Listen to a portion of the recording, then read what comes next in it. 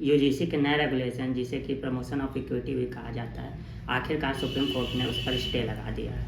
इस रेगुलेशंस के आने के बाद से देश भर में हो हल्ला मचा था, बवाल मचा था।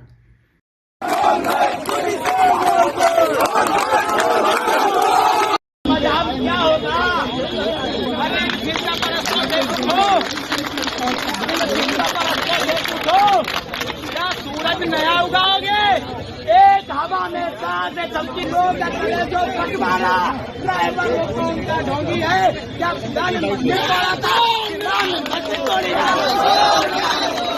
इस रेगुलेशंस के खबर में आते ही जनरल कैटेगरी के बच्चों का यह कहना था कि ये उनके साथ पार्शियलिटी करने के लिए लाया गया है। ये रेगुलेशंस इंट्रोड्यूस होने के लगभग एक हफ्ते के अंदर ही ये खबर पूरे मीडिया में सर्कुलेट हो गई, प्रोटेस्ट हो गया और एक दिन के सुप्रीम कोर्ट हियरिंग में ही स्टे लग गई। आइए पॉइंट वाइज समझते हैं कि आखिर सुप्रीम कोर्ट ने इस पर क्या कहा है। सुप्रीम कोर्ट ने सबसे पहले कोट किया है, it is prima facie, we are sorry to say the regulations are completely vague, there is a completeness, vagueness, the provision are capable of misuse. Somebody, the expert will advise the language needs to be certainly remodulated and or clarified. चलिए मान लेते हैं इसे reconsider करना चाहिए, इसे clarify करना चाहिए। वहीं दूसरा कोर्ट जो कि सुप्रीम कोर्ट ने इस हियरिंग के दौरान किया है, in a country after 75 years where we have gained in terms of cashless society, are we going in a regressive policy? सिर्फ एक रेगुलेटरी बिल आने के बाद ही हर किसी को इस बात की चिंता होने लगी है कि हम रिग्रेसिव पॉलिसी की तरफ जा रहे हैं, हम अपोज कर रहे हैं कास्टिज्म सोसाइटी के। इन सब के इतर पिछले कुछ सालों में रिलीजन बेस्ड जो कन्फ्लिक्ट्स हो रहे थे, आखिर उसमें किसको बढ़ावा मिल रहा है? क्या उस टाइम हमें ये ख्याल नहीं आया कि हम रिग्रेसिव मेंटालिटी की ओर जा रहे हैं? फैक्ट्स क्या है, सही है, क्या सही है, क्या गलत है, ये अलग बात है। लेकिन ये सोचने वाली बात है कि पिछले इतने सालों से देश में कितनी ही पॉलिसीज़ लाई गई जो कि एक किसी इंडिविजुअल रिलीजन को टारगेट कर रही थी, कितनी ही पॉलिसीज़ लाई गई कितनी ही पॉलिसीज़ लाई गई जो कि इंडिविजुअल सेक्टर को टारगेट कर रही थी, लेकिन किसी का ना विरोध हो पाया, किसी का विरोध नहीं किया गया। जिन्होंने विरोध किया उनको एंटी नेशनल बताया गया। यहाँ तक कि सांसद में मुद्दा उठा है तो होम मिनिस्टर कहते हैं कि अगर सांसद में कोई बिल पारित हो गया है तो अब उसे पूरे देश को मानना पड़ेगा। ये सोचने की बात है। इन सब के तरह एक रेगुलेशन आते हैं जिसमें कि एक कैटेगरी को मेंशन किया जाता है और उस कैटेगरी का इतना वोक होना, इतना फॉरवर्ड होना कि एक ही वीक में इतना प्रोटेस्ट हो जाना, सुप्रीम कोर्ट में पिटीशन फाइल हो जाना, किसी की भी हिम्मत ना होना कि उन्हें एंटी नेशनल बोल दे, राजनीतिक दलों का चुप रहना, रूलिंग पार्टी के नेताओं का इस सब पे चुप्पी साथ लेना। हालांकि इस कैटेगरी को, जिसे कि इस रेगुलेशन में मेंशन किया गया है, इसे माना ही जाता है कि रूलिंग पार्टी का ये एक बड़ा वोटर बेस है। हियरिंग के दौरान चीफ जस्टिस सूर्यकांत ने यह भी कहा, this will have very sweeping consequences, it will divide the society, it will lead to very dangerous impact. बीते इतने सालों से सोसाइटी रिलीजन के नाम पर डिवाइड हो रही थी। फार्मर्स प्रोटेस्ट कर रहे थे, उसमें सोसाइटी डिवाइड हुई, फार्मर्स को एंटी नेशनल बोला गया। कुछ पब्लिक सेक्टर्स, कुछ प्राइवेट सेक्टर्स को लेकर काफ़ी रेगुलेशंस लाए गए, उसमें उनका जिन्होंने विरोध किया उन्हें एंटी नेशनल कहा गया। प्राइवेटाइजेशन को काफ़ी बढ़ावा मिला। अगर कुछ पब्लिक सेक्टर्स में प्राइवेटाइजेशन को बढ़ावा मिला, अगर उनके एम्प्लॉयज़ ने उसका विरोध किया तो उन्हें एंटी नेशनल बोला गया। तब ये सारी बातें कहाँ थी कि सोसाइटी डिवाइड हो रही है। वहीं हियरिंग के दौरान जस्टिस जॉय माल्या बागची ने कहा, unity of India must be reflected in educational institutions. भी देखा गया है बीते कुछ सालों में एजुकेशनल इंस्टीट्यूशंस को भी कैसे बांटा गया है सोसाइटी में। अगर AMU है तो उसे एक रिलीजन का दर्जा दे दिया गया, अगर JNU है उसे कर दिया गया कि वहाँ पर एंटी नेशनल स्लोगन दिए जाते। एजुकेशनल इंस्टीट्यूशंस को ऑलरेडी इतना बांट दिया गया, लेकिन ये सारी बातें तब सामने आ रही है, सिर्फ एक कैटेगरी के मेंशन होने से ये सारी बातें खुल के अब सामने आ रही है। हम सुप्रीम कोर्ट का विरोध नहीं करते, हम सुप्रीम कोर्ट के फैसले से पूरी सहमत है। सोसाइटी में डिस्क्रिमिनेशन नहीं होना चाहिए, अनइक्वालिटी नहीं होना चाहिए और इस बिल को ठीक है दोबारा से इसका रीएग्जामिनेशन करना चाहिए, इस रेगुलेशंस को रिकन्सिडर करना चाहिए, वापस से इसमें जो खामियां हैं उसे क्लैरिफाई करनी चाहिए। पर इन सब के इतर पॉइंट यही है, देश इतने सालों से ना जाने कितने मुद्दों पर डिवाइड हुआ। किसी पब्लिक सेक्टर या प्राइवेट सेक्टर के एम्प्लॉय ने अगर प्रोटेस्ट किया है तो उसे अपने से इतर कर दिया गया। वहाँ देश की यूनिटी नहीं थी। मीडिया ने उसका अपोज किया, मीडिया ने उसे एंटी नेशनल बताया। वहीं जब फार्मर प्रोटेस्ट हुए उन्हें अलग थलग कर दिया गया सोसाइटी से।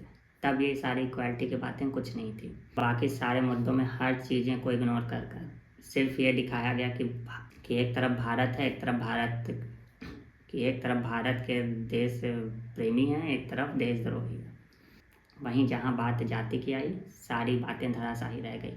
जाति के नाम पर अब कहाँ गया वो हिंदू सम्राट देश, कहाँ गया वो हिंदू हृदय सम्राट वाली बातें, कहाँ गया वो हिंदू राष्ट्र वाली बातें, सारी चीज़ें धराशायी हो गई। इंडिया में एक बड़ी कहावत है, जाति है कि जाति नहीं, और ये बात सत्य है। इन सभी प्रकरण से क्या ये मान लिया जाए कि जो ये फॉरवर्ड कास्ट है ये सच में फॉरवर्ड है, वोक है? अगर इनके खिलाफ एक भी डिसीजन लिया जाता है तो ये तुरंत खड़े हो जाते हैं। वहीं जो ये बैकवर्ड क्लास है ये सच में बैकवर्ड है, ये माइंडसेट से बैकवर्ड है। एग्जाम्पल के लिए देखिए, जब EWS से रिजर्वेशन इंट्रोड्यूस किया गया जो कि फॉरवर्ड कैटेगरी के फाइनेंशियली लोअर लोगों के लिए लाया गया था, backward class SC ST OBC किसी ने भी इसका विरोध नहीं किया। आखिर वो कर सकते थे, वो चाहते तो वो कर सकते थे, इस बातों पर कर सकते थे कि हमारे रिजर्वेशन में से कुछ सीटें चली जाएगी उनके पास, लेकिन नहीं किया। ना करने का रीज़न है मीडिया ने बताया ये ज़रूरी है, अच्छा है, समाज के लिए ज़रूरी है। पॉलिटिशियंस इसका सपोर्ट कर ही रहे थे, और SC ST OBC के सो कॉल्ड वोक लोग, उन्हें तो हमेशा से ही वो बोलते हैं कि रिजर्वेशन बेकार चीज़ है। आप दिल्ली मुंबई पुणे में रहकर लाइमलाइट में देखकर आप ये कह सकते हैं कि रिजर्वेशन बेकार है, लेकिन आज भी अगर गाँव में पहुंचा जाए तो हालत बहुत ही बदतर है। अभी भी जाति देखकर किसी को खटिए पर नहीं बैठाया जाता अपने साथ, अभी भी जाति देखकर किसी के घर का पानी नहीं पिया जाता। लाइमलाइट में रहने वाले लोग बहुत आसानी से बोल सकते हैं कि ये सारी बातें बेवजह है, ख़त्म कर देना चाहिए, देश का 75 साल हो गया है, अब इसकी ज़रूरत नहीं है। जब देश में कई पार्टियां ये मुद्दा उठाती है कि अधिकतर अथॉरिटेटिव जगहों पर एक इंडिविजुअल कैटेगरी के लोग बैठे रहते हैं, तो यही बैकवर्ड लोअर कास्ट के लोग होते हैं जो कि इसे डिनाई करते हैं, क्योंकि मेट्रो सिटीज़ में रहने वाले इन कास्ट के लोगों को ये चीज़ें बड़ी फैंटिसाइज करती है और इन्हें वैलिडिटी देती है कि they are woke and educated. अगर आप डीपली इसको नोटिस करें तो ये सारी बातें इसको वैलिडेट करती है कि ये बात सच है। इस रेगुलेशंस के खिलाफ बोलने के लिए most of the news anchor को इसके डिमेरिट्स बताने के लिए पहले डिस्क्लेमर देना पड़ रहा है। हम भले ही इस कास्ट के हैं, लेकिन इसमें सच में ये कमियां हैं, हम कास्ट की वजह से इसे नहीं बोल रहे हैं, हम अपना काम कर रहे हैं, कमियां बता रहे हैं। सोचिए आपके फीड में लगातार इसके खिलाफ रीलें आ रही है। प्रधानमंत्री मोदी को भी इसमें टारगेट किया जा रहा है, यहाँ तक कि उनकी जात भी गिनवा दी गई। इससे ये समझिए कि इन सारे पेजेस के एडमिन्स किस कैटेगरी से बिलोंग करते हैं। हम यहाँ हेट्रेड नहीं फैला रहे, पर ये डीपली एनालिसिस करने वाली बात है कि सच में ये क्या है। कोई हायर एजुकेशन का टीचर है, वो डिस्क्लेमर दे रहा है। कोई हायर यूनिवर्सिटी के प्रोफेसर है, वो अपनी बातों को रखने के लिए पहले डिस्क्लेमर दे रहे हैं अपने कास्ट को लेकर। ये सारी बातें दर्शाती है कि सच में सारी अथॉरिटेटिव जगहों पर इस एक लिमिटेड कैटेगरी के ही लोग बैठे हैं। जब backward class, lower class in बातों को बोलता है कि रिजर्वेशन अब इसकी ज़रूरत नहीं है, तो ये उन्हें बड़ी फैंटिसाइज सी लगती है। लेकिन यही बात जब फॉरवर्ड कास्ट को लेकर आई, एक बिल आया, सर्कुलेट हुआ, सारी बातें धराशायी रह गई। इस इंडिविजुअल कैटेगरी का हर बंदा उठा, हर बंदे ने अपोज किया, हर बंदे ने प्रोटेस्ट किया।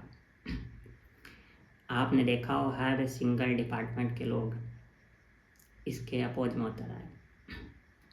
इसे लेकर प्रोटेस्ट हुआ, लेकिन किसी भी प्रोटेस्ट में लाठीचार्ज नहीं हुआ, जो कि पिछले अगर किसी भी प्रोटेस्ट को आप बीते कुछ सालों के देख ले तो देश में जितने भी प्रोटेस्ट हुए, भले ही वो शांति से किए गए, उस पर लाठीचार्ज हुए, उन्हें कितना अराजक बनाया गया, उन्हें कितना डिफेम किया गया, ये सब बातें नहीं हुई। क्या ये सब बातें इस बात पे इशारा करती है कि जितने अथॉरिटिव जगह पर लोग बैठे हैं वो सब इन्हीं के लोग थे, वो सब